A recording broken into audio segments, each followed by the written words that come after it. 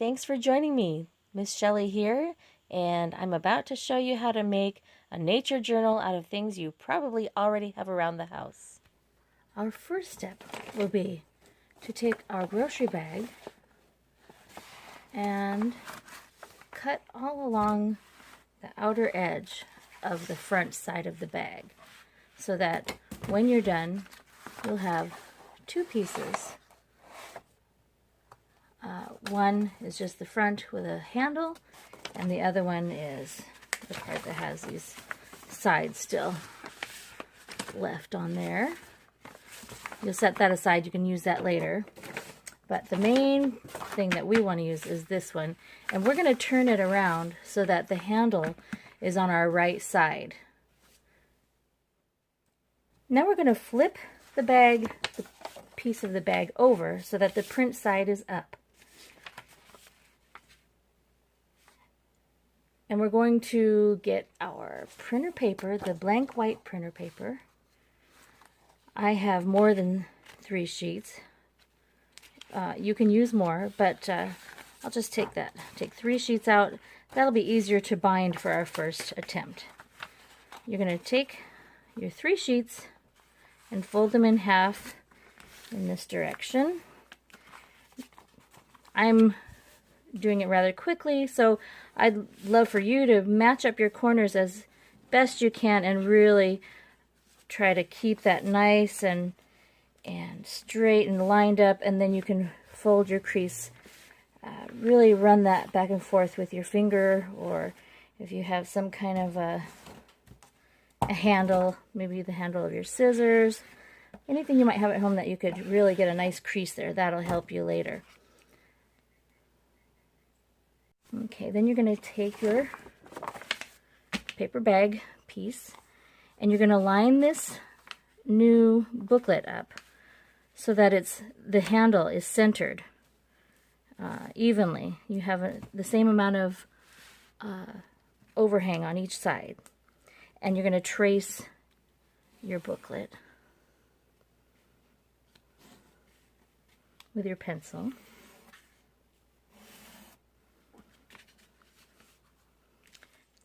Now that you've traced out your booklet, you're going to take that upper line and lower line and you're going to continue it across all the way to the other side of the bag by using your ruler. And you're going to try to hold that as steadily as possible while you trace that line. You want that to be even so that when we eventually use this as a book cover, you don't want this to be smaller than that side. So if your line is crooked, that's what'll happen. Which isn't the end of the world. We can always make do. But just to save you some frustration, that's what you'll want to do. So here I've lined up that bottom and gone all the way across. And that's where we're going to cut. So you're going to cut along this and this line to get that excess off.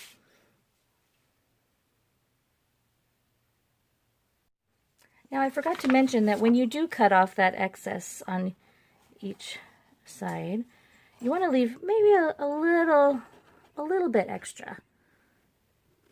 That way our book cover will just be a touch bigger than our booklet, and it'll just give it a little extra protection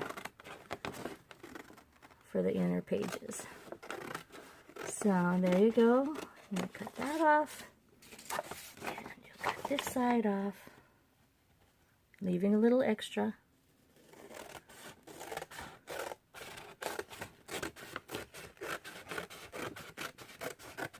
And now here comes the test. Did I get it even? Pretty good, pretty good. Well, you can always come back in and trim it up once it's, folded in half and trim it up, or just leave it that way. I think it's kind of fun to have a little bit of a wonky book, don't you? All right, so the next step will be to bring the booklet over to the left-hand side, keeping this handle on the right, print side up. We're going to put our booklet next to the left edge and trace out this side where the fold is. This will be our placement for our first booklet within our journal cover. After you've traced out your booklet along the left edge of your book cover, you're going to gather your cereal box and scissors. Let's see, here's my cereal box. Okay, open that up. And you're going to trace out 2 pieces of this thin cardboard used for, it could be a cereal box or it might be a cracker box, something thin like this. But it'll give us just enough extra support for our book to protect our inner pages. So once again, if I can find my pencil, you're going to trace, here it is, you're going to trace out, actually, you know, you could put it right here in the corner and use those lines that are already there, those creases, and just trace out the other 2 sides. That'll make it way easier. You can do that again on this side. Okay. Then you're going to cut both of those rectangles out, right here and right here, that match your booklet.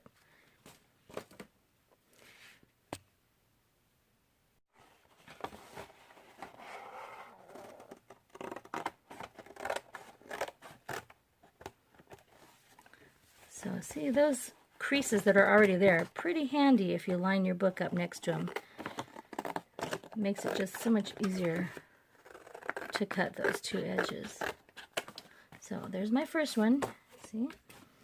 And you can save these scraps to make a bookmark later. So next I'll do the other one, and then I'll show you what we're going to do to alter this second piece. Here you can see I have the 2 matching pieces of cereal box. But what I'm going to do next is take my ruler and measure 1 inch in from either side, doesn't matter, as long as you're taking an inch off. So we're going to mark 1 inch, oops, here, and 1 inch down on the bottom.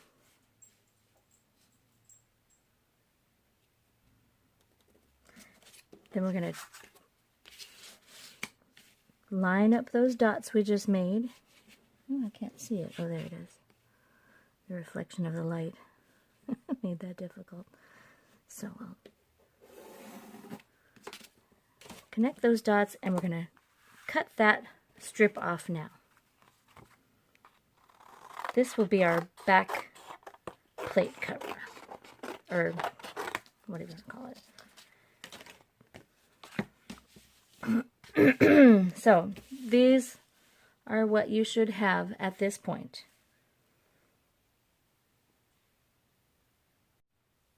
Now grab your paper bag book cover once again.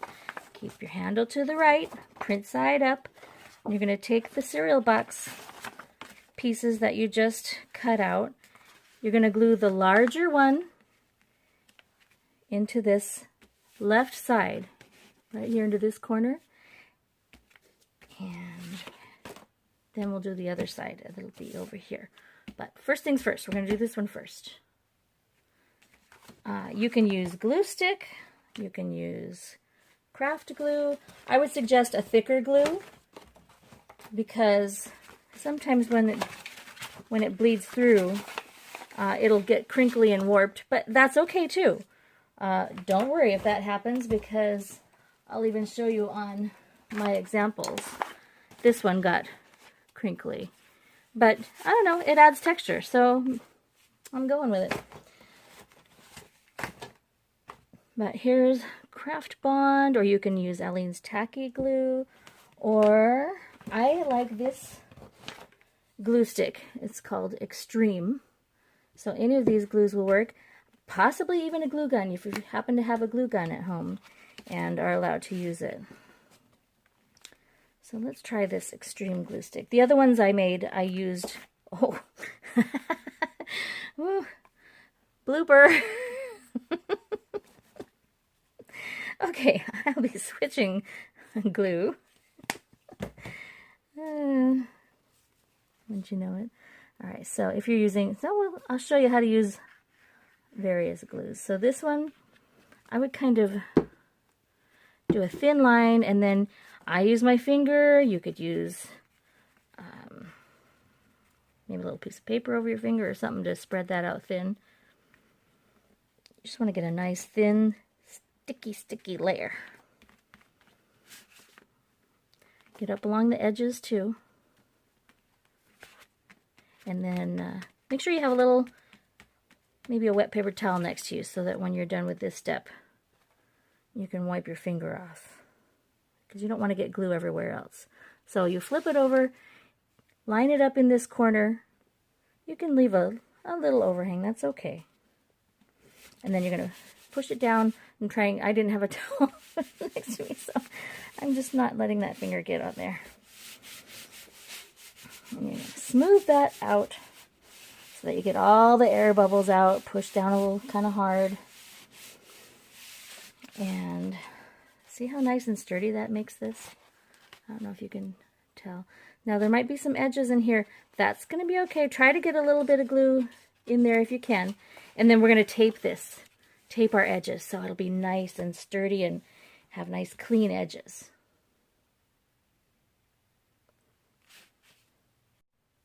But before we tape the edges, we are going to take this other piece that you cut, the thinner one, right? We're going to measure out approximately, well, I'm just going to eyeball it, but I would say about 1 inch from the other edge, leaving this area here, because this is where we're going to bind our pages in. Let's see if I can show you on my example here. See. So see how my pages are bound into this area here? I have cardboard under here, and then I decorated with paper. Then here's my other piece of cardboard, that more narrow one, and I left even more space so I can add more pages later. And some other little decorations and things I'll tell you about later. So yes, we're going to flip this over. You want to put glue on the side that you don't want showing. Now, a fun thing that I noticed on the first journal I made was that the cereal box had print on the inside. And while we're waiting for this glue to flow, let me show you. This was the first one I made for a sample. And it has a different closure than the other one. As you can tell, it has a seashell and a string. The other one had a button and rubber bands. So anyway, oh yeah, look inside here. Isn't that cute? The inside of the cereal box had a maze and different information about lemurs. So if you want that side showing, that's what you won't put the glue on that side. Okay, back to this glue. Oh.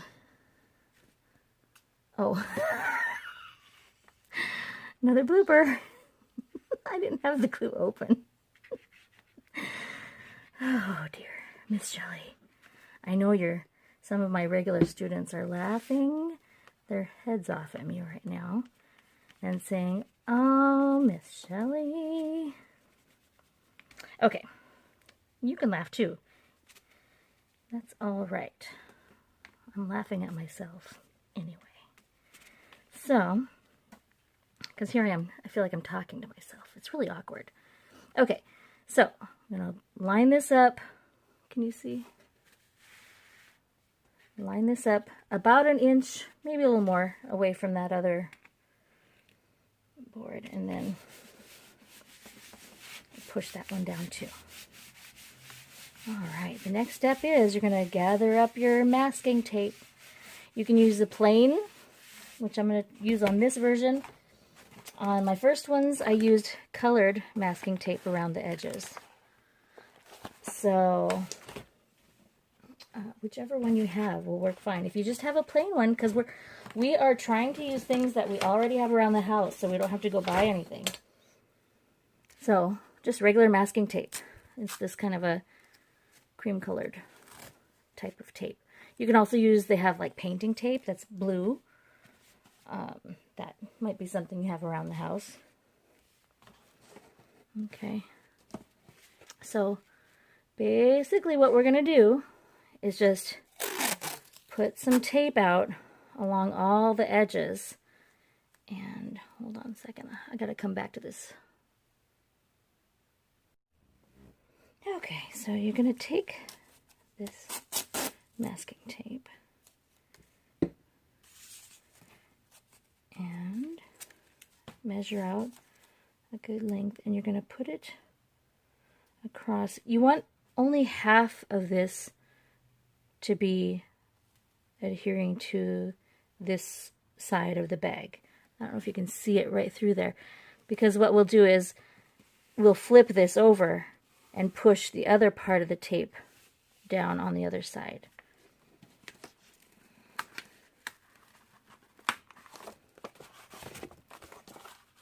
So you see we have about a half left. You're going to bring that over. Try to pull that nice and tight against that edge. I start in the middle and then I like to smooth it out towards the ends.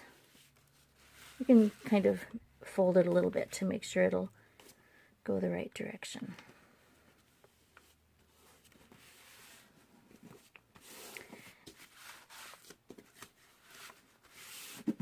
So you're going to do that, flip it back over, do that for every side. You just want to make sure that you're catching these two ends together, you know, sealing those up inside your tape.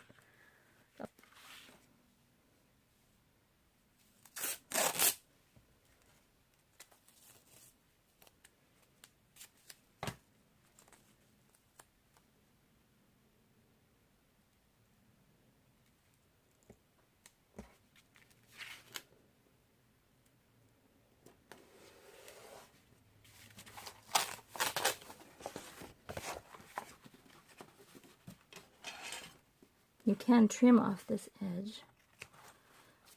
You could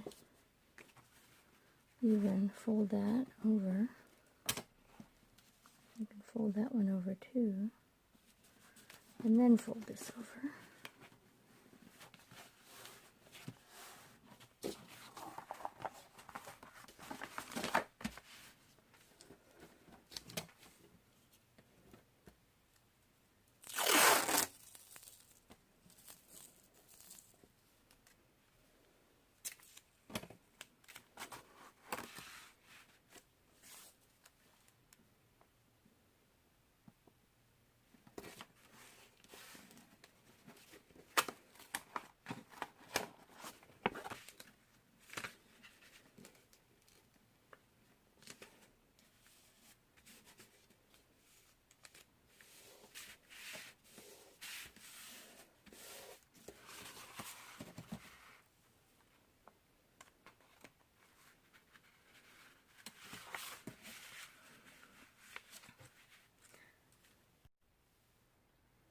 When you get to this side where the handle is, you can just fold that back and put your tape along here, just like we've been doing with the other sides. You can trim that off before you do. Measure, just eyeballing it. And halfway.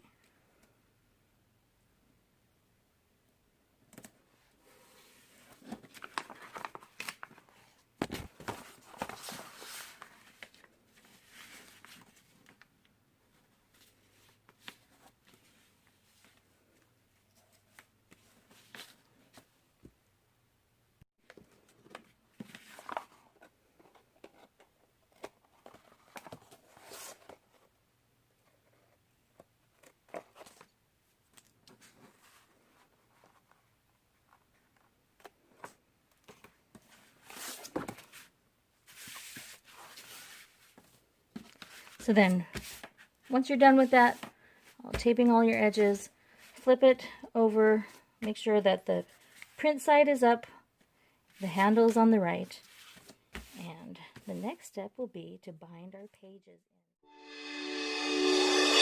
in.